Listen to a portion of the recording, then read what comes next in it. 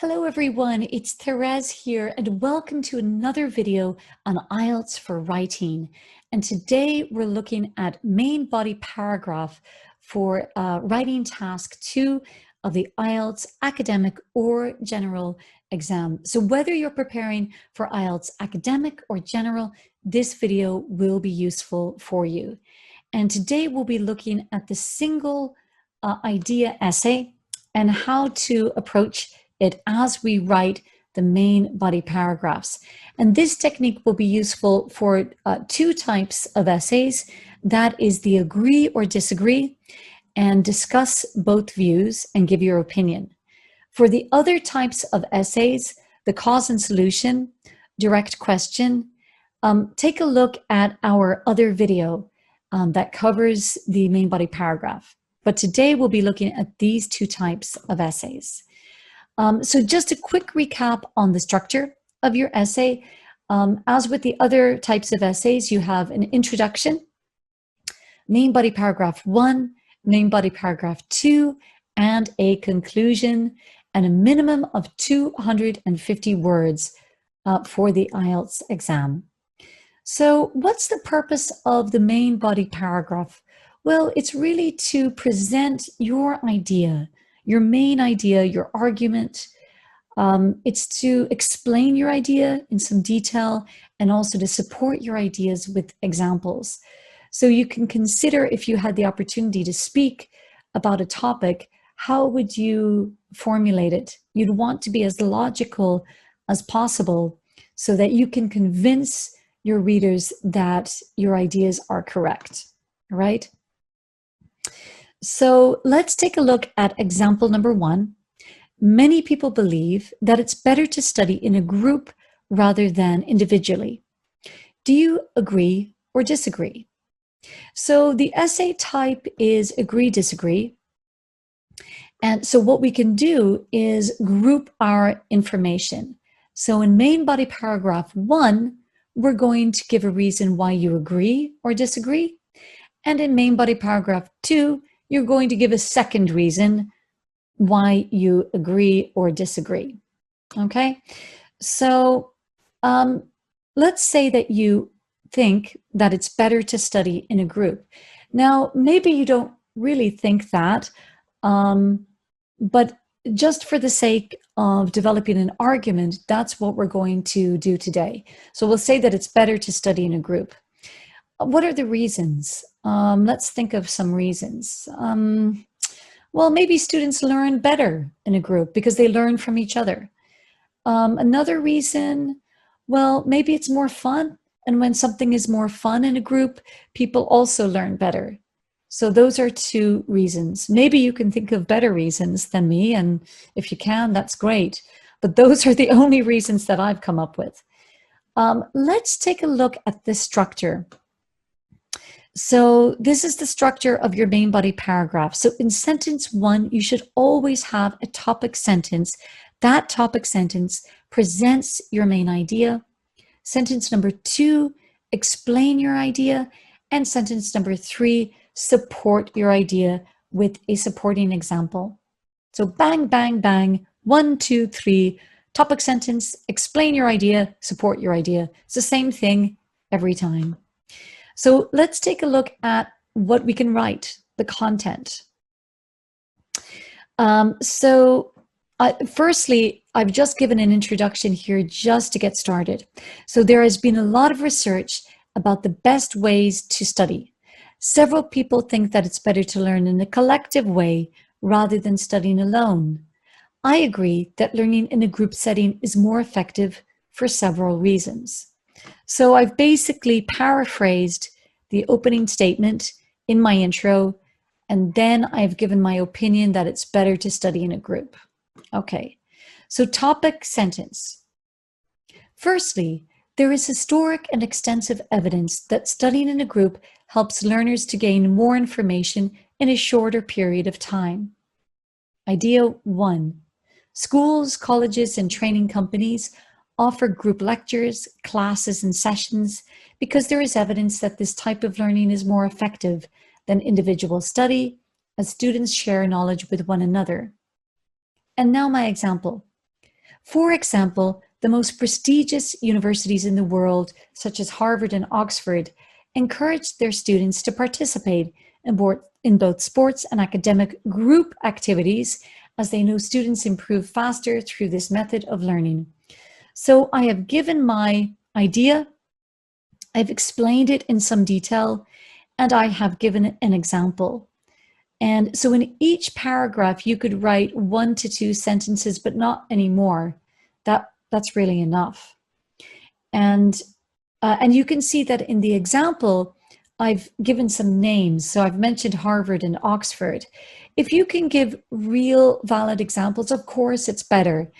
But if you can't, I would say make it up. But of course, try to be authentic. But again, this is a test of your ability to write, not whether the information is true or not. So yeah, so let's apply the same technique to main body paragraph 2. Topic sentence, explain, example. So topic sentence, secondly, studying in a group is better for people because it is more enjoyable than learning alone. My topic sentence may not seem credible, so that's why I have to explain it. Group learning is more dynamic and exciting than studying by oneself, and therefore students often remember the ideas gained through a collective experience. Now, it's still a little bare. I definitely need an example to offer some proof that this is true. According to scientific experts, students learn, students learn faster when they are in an emotional state. An example is group workshops, where students can create projects together. Learners remember new techniques they learn from their peers and apply them immediately in the workshop setting. So here I've given a clear example. Because my topic sentence, my argument is a little bit shaky, some people may not believe that, I need to give an example to support my idea. So there it is. That's the whole essay here for your information. I'm not going to read the whole thing. It would take far too long. And it's better if you just do your own practice. And that way practice your own style. So let's have a look now at a discussion essay.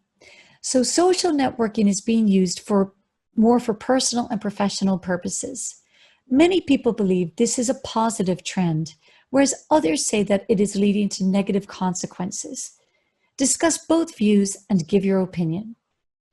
So I'm going to use, in fact, the same technique with the discussion essay.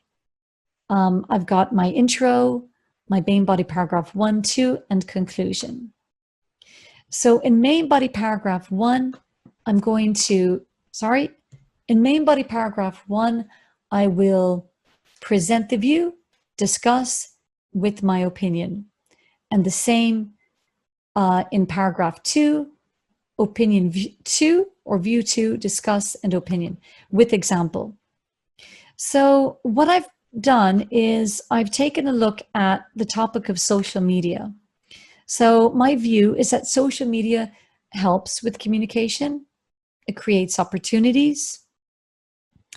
And then I give an example, which is Facebook.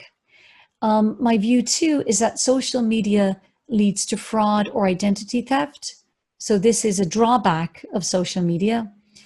Many examples of problems with social media and an opinion. So in the discussion essay, what you're doing is you're presenting the pro, so the positive aspect, and then you're presenting the negative aspect, and then you're giving your final opinion. So let's take a look at how this is set out in writing. So view 1, it is clear that social media allows people to communicate more easily than ever before. Moreover, social networking opens opportunity for business creation, advertising, and development. Therefore, I believe that social media sites are very useful tools for our personal and professional lives. The famous social media website, Facebook, is a good example of a platform that allows people to stay in touch with friends, but also helps to develop a business network. So now I present view 2, which is a negative aspect of social networking. So on the other hand, a nice linker for contrast, some people suggest that social media leads to fraud and an increase of identity theft. There have been situations where social media users are shocked and deceived by people who try to hurt or steal from them. While this may be true, it is also possible to develop real associations and friendships through social networking when used correctly.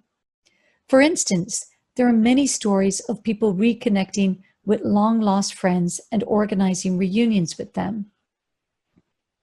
Okay, so again, what I've done is I've presented the first, the advantage of social media, the disadvantage, and then a final statement with an example of my real opinion. So that's the structure for a discussion essay. So view number 1, the contrasting view number 2, and then your opinion with example. Don't forget your examples, and also don't forget your linkers.